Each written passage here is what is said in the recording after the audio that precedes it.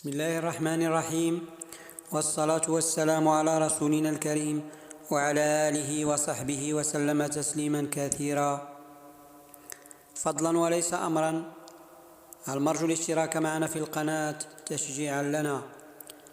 أما بعد، فقصتنا لهذا اليوم بعنوان دواء الولادة. حكي أن بعض الناس شكا إلى طبيب عقم امرأته وأنها لا تلد، فجس الطبيب نبضها وقال: لا حاجة لك إلى دواء الولادة، فإنك ستموتين إلى 40 يوما، وقد دل النبض عليه.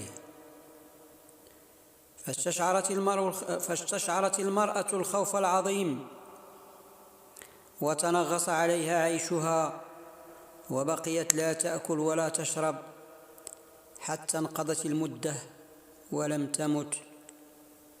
فجاء زوجها إلى الطبيب وقال له إنها لم تمت.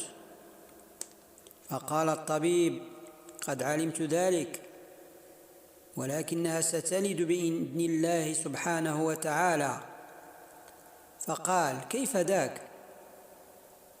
قال: رأيتها سمينة، وقد انعقد الشحم على فم رحمها،